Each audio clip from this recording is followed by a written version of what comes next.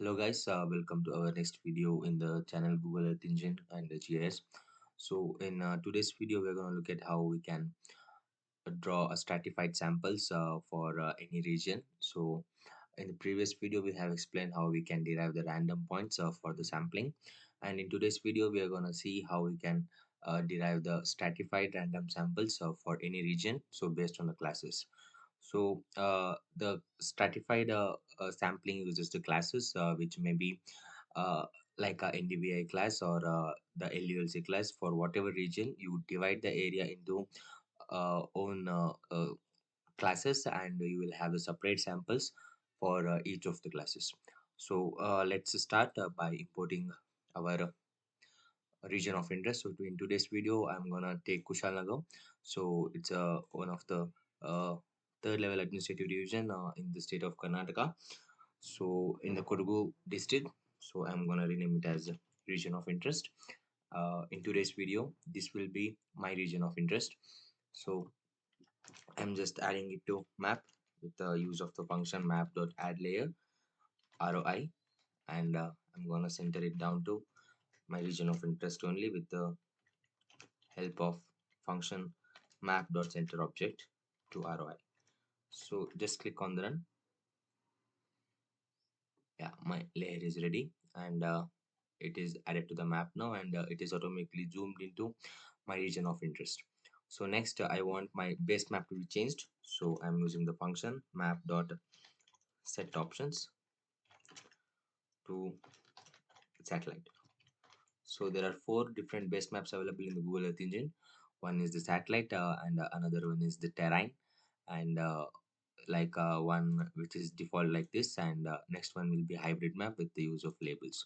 So I'm just putting it in satellite mode so that I don't have to switch to satellite mode every time I run my script. So it will be automatically switch to satellite base map. So after doing all this, let's again, I want my shapefile to be have the transparent fill color.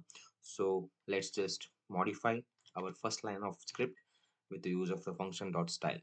So this function is used to style our feature collection. So if you have any kind of queries, you can always go to documentary and search style.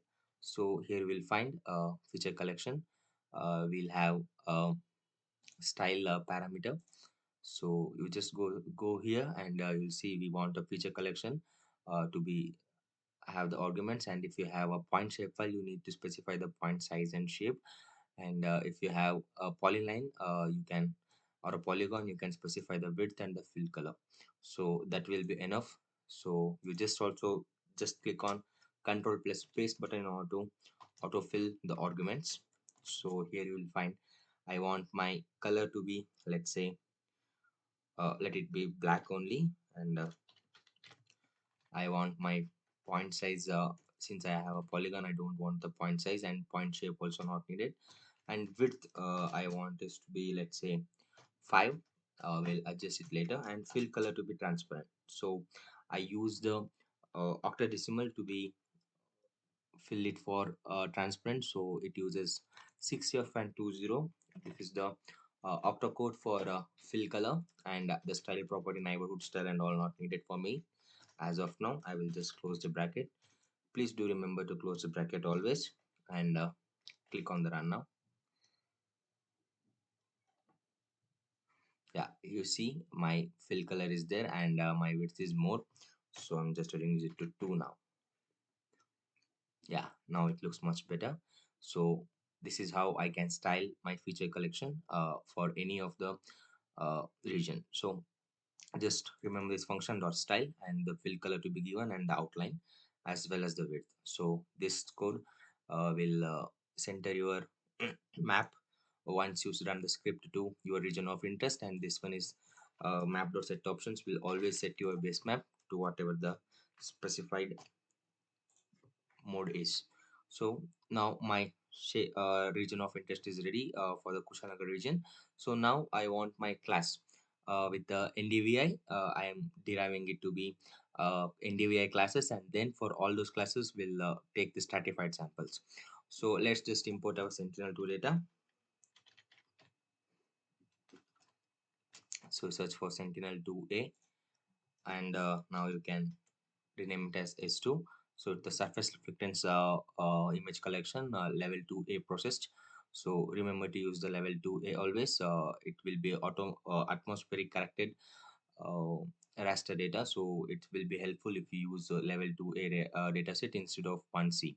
So you'll see 1C. So TOA stands for top of the atmosphere, and SR stands for surface reflectance.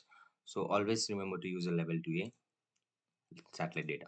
So after all this, now let's calculate the NDVI. So before doing that, we need our image. So I'm creating a variable called pre-image. So for this pre-image, I'm gonna filter it, my Sentinel-2 dataset for the bounds. So with the use of the function uh, filter bounds, and also you use the function dot filter date. So I'm getting the latest for 2025 January to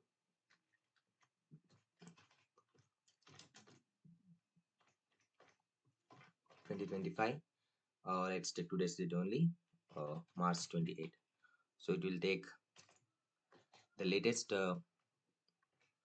date available, and we'll also filter the cloud with the use of the function ee.filter dot less than, and we should specify the parameter which should be filter. So that's the cloudy pixel percentage. We need to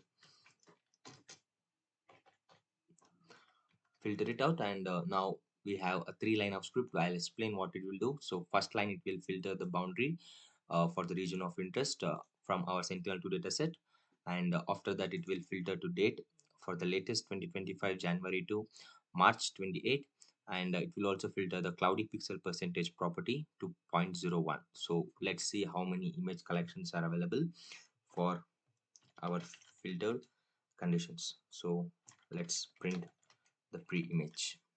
So click on the run. In the console, you'll get we have 14 elements, and you can just expand the properties. Here you'll see we have the 14 images, all with the date of 2025 January, starting from 2025 January to here you'll see till March we have. So that's it.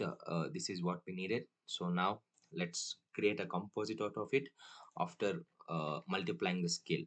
So if you just go to our Sentinel-2 dataset, here you will find with the band's name, and if you just scroll it to right side, here you will find a scale value of 0.0001. It means whatever the data are given has to be multiplied, the surface reflectance has to be multiplied with this value in order to carry out the further analysis. So again, one more property, this cloudy pixel percentage is the one property which I have derived, which I have filtered it down in order to have a low cloudy pixel percentage. So if you open any one of the dataset or any one of the image here in go to properties, so here you will find the cloudy pixel percentage.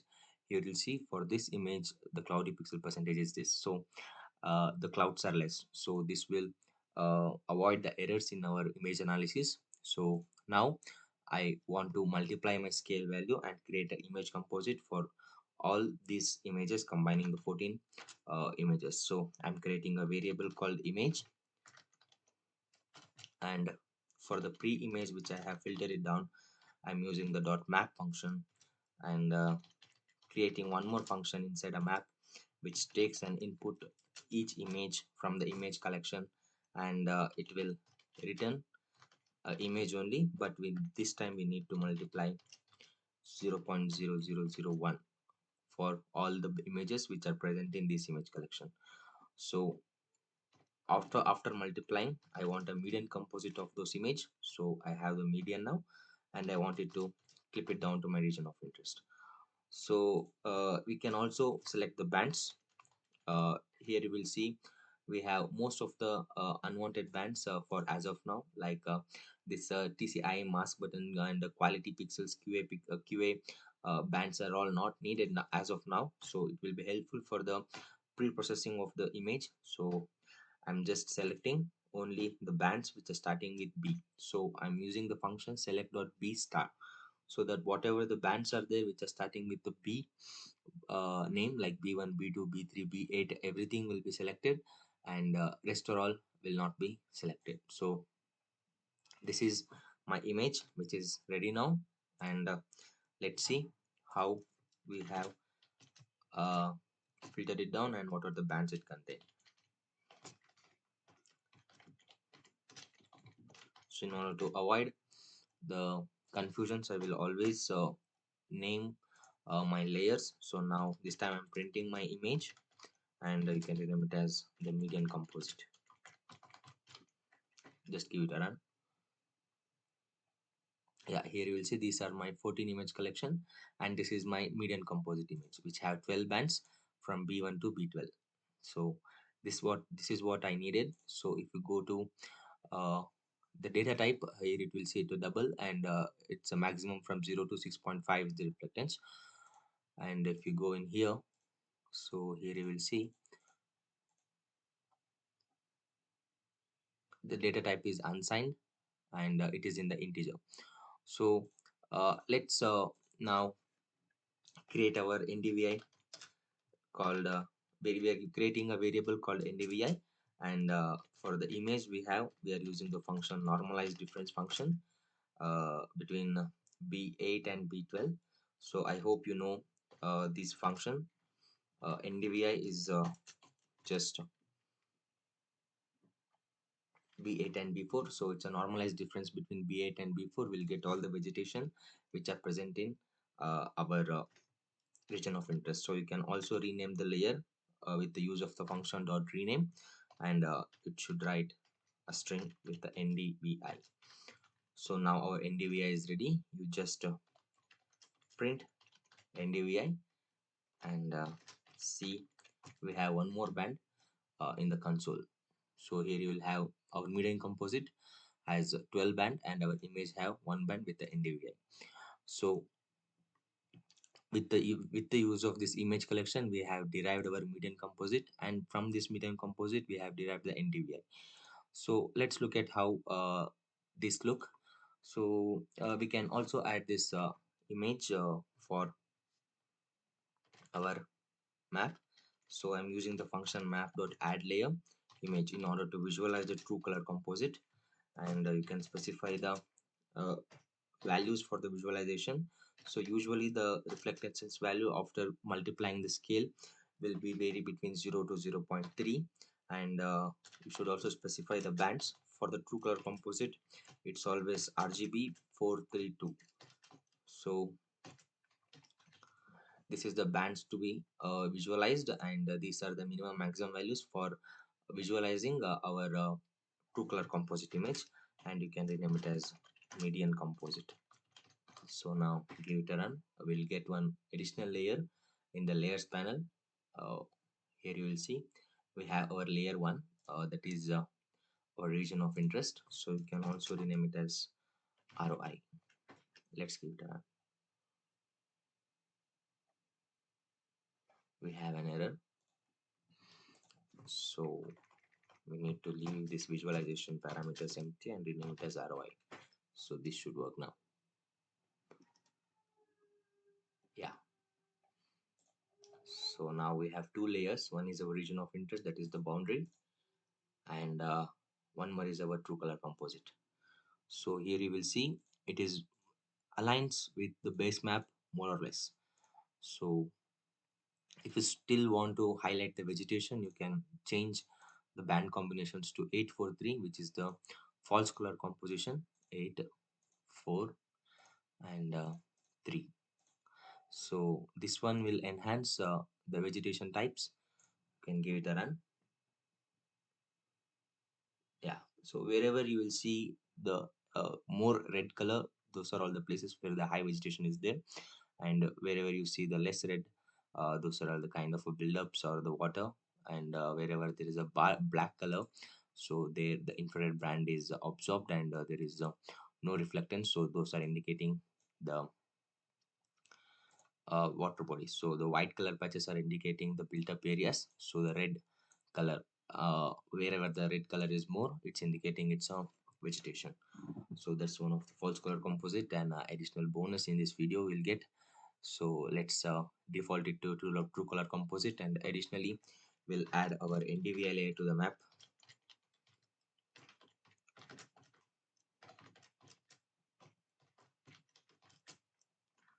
So the minimum value will be -1 and the maximum value will be 1, and our palette will be blue for the water bodies because the negative values will be the water bodies, and red for the build-up regions, and green. You can also use the light green and dark green for the low dense and high dense vegetations.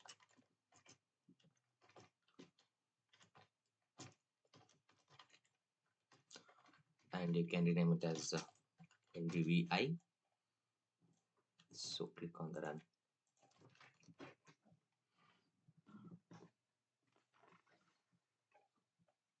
We have 3 layers now with the NDVI and median composite and the region of interest. So here you see our water bodies are in quite a red color. So if you can just expand this and click on the apply. Yeah. So water bodies are in the red color. So whatever non-vegetated areas are in the red color, including the water bodies as well as uh, this light red are indicating the build-up areas, and usually light green to dark green are expressing the highly dense areas. So we will classify this NDVI layer to be into 4 classes, and we will derive the stratified samples for all the classes separately. So let's create one more variable called NDVI classes, and we'll create a threshold now. So we'll create a threshold now. So for the NDVI, we are using the function .where. So in the NDVI layer, where the NDVI value is less than or equal to 0, you give it the class number 1. So this is how the code works. So for again, you use the where function, and where NDVI value is greater than 0 dot and open the brackets again, NDVI value less than or equal to 0.18, that will be our class 2. So I hope you understood the code. How does it work? So again, you use the where function where the NDVI value greater than 0.18 and NDVI value less than or equal to 0.30 will be our class 3. Again, dot where NDVI value greater than 0.30 will be our class 4.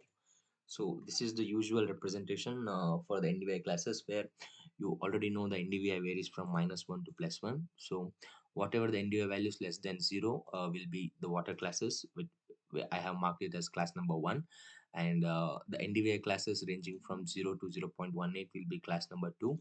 So that indicates for barren land or some built-up areas like that, and where the NDVI value is greater than 0.18 and less than 0.30 will be our class 3. So indicating there may be some less dense vegetation, and greater than 0.30 NDVI values will be our dense vegetation. So that's it. So you should also do it to be integer, because the stratified sample should takes integer values. So now uh, let's add this to map.add layer NDVI classes.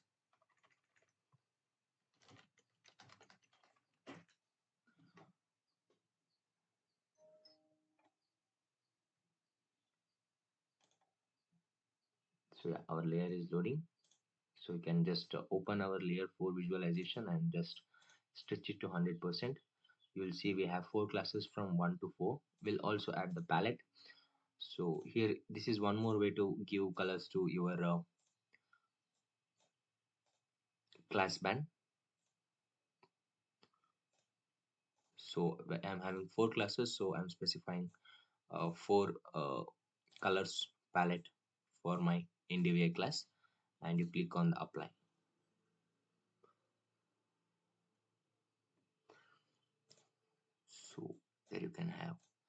red instead of light green.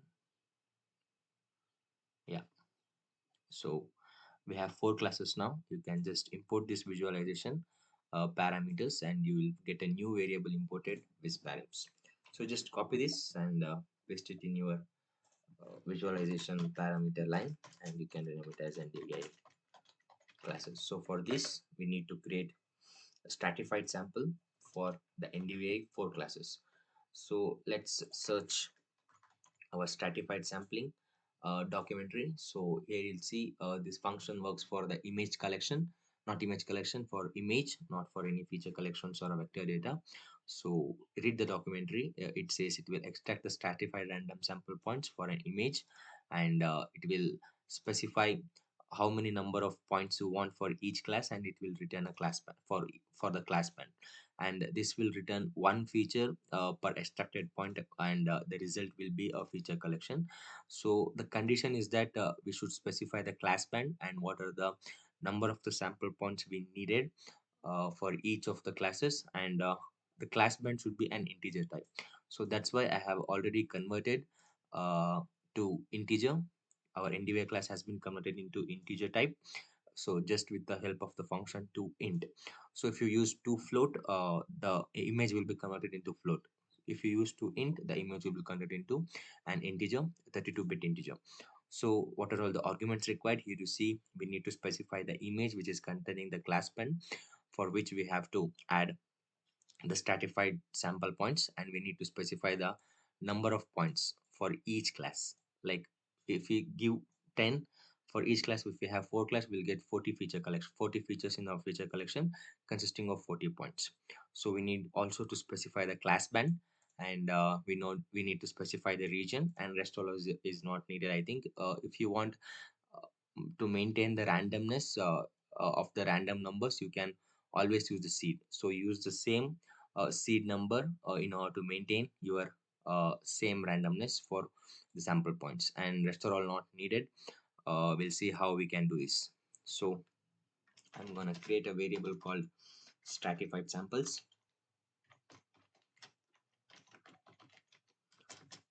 So I have my image that is NDVI classes, and for which I am using the stratified sample function. So you can always use the control plus space button or to autofill your function also, your argument also. So the number of points I need is, let's say I need 15 points for each class. So my result will contain 60 points in total, and the class band is my NDVI class. So in order to know what is the band of your class, you can print this, or you can just rename it to any name. So just use NDVI classes, and here you come and give the name, same name, NDVI classes. Yeah, my region will be my region of interest, which I have created first, and scale will be 10. So this will be usually the scale of the image. So if you don't specify, it will take it by default, and projection is not required because the projection is not a big problem in case of Google Earth Engine. And seed, I am using it to be number 5. So it can be any number, but make sure you use the same number always when you generate an random sample points for any of the region, if you want the same points in the same position. So the class points drop null values and all not needed.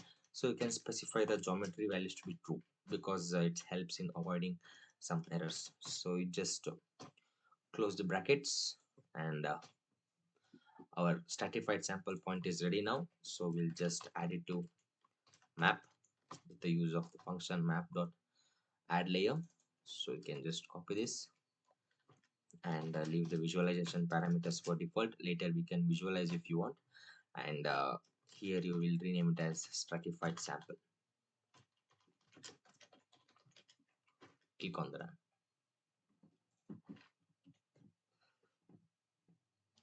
So there is some error in now. So yeah, error is for visualizing the visualization parameters. So we'll just remove this, and We'll see what the band name is. Otherwise, we'll have to again give the visualization parameter for the NDVI classes. So we'll directly copy what is the band name from this directly. So here our NDVI class image is loading, and band is there. So band name is NDVI. So just copy this, and instead of this you paste it that band name. So it's we should specify what is the band name so that it can recognize the classes present in it. So now give it a run. It should work.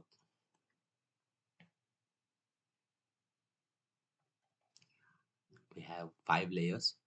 So one is our region of interest, the boundary, and another one is our median composite, and we have our NDVI classes and NDVI. So clearly you can see our stratified sample points has been generated. So if we can open it in a large scale extended view, so it takes time to load.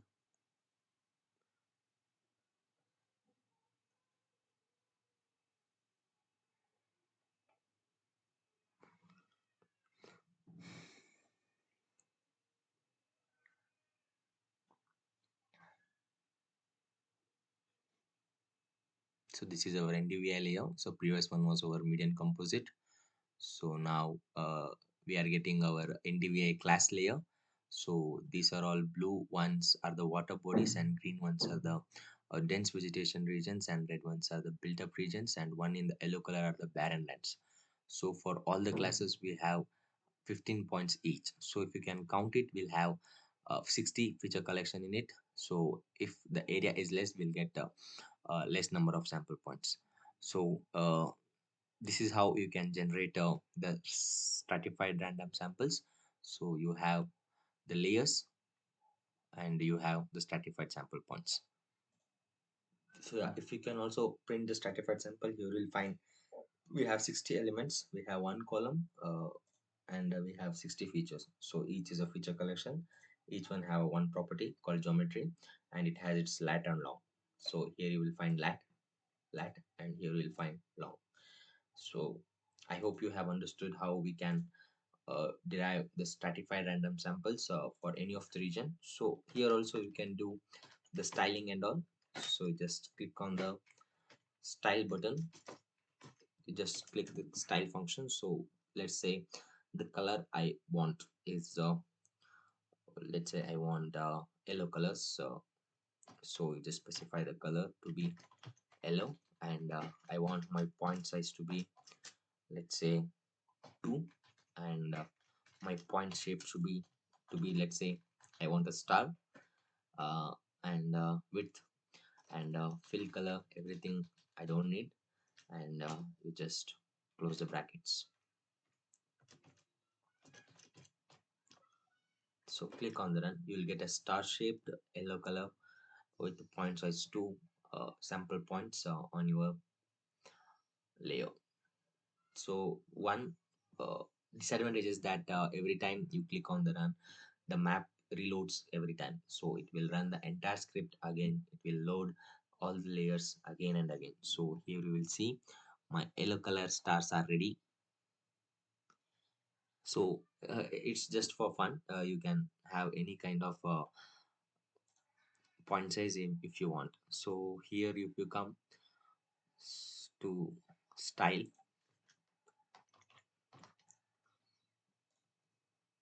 So here you'll see the point shape, whatever the point shape which is available are the pentagram, hexagram, triangle, triangle up, right, left, the cross plus, diamond, square, circle. So everything is available. So most of the matplotlib markers abbreviations are also works so for this particular function. So you can specify whichever points you want, and you can always have that. So let's make it circle itself, and that's it. So there is nothing much you can to worry about. So how can you export these sample points to your drive or your own PC? Is that you can use the function export dot table to drive.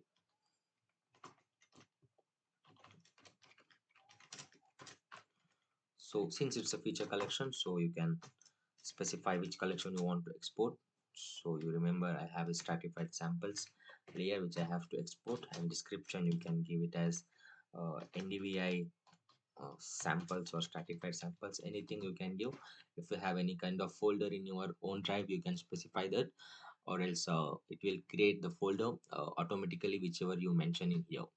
So the file prefix and all not needed. So since it's a uh, point shape file, it is better to export it as a csv. And the selectors, matrices, purity and all not needed, so you can also export it as a shape file if you want. So that's it guys. So you can close the brackets, click on the run, you will get a new task asking for the export confirmation. So you just click in here. So remember not to use any kind of space for the task name. So it's always used to use better to use underscores. So just click on the run. The task will be exported in less than a minute, and your file will be ready. So yeah, I think circle it has not taken. So there might be some error, so don't worry. So thank you guys for watching, and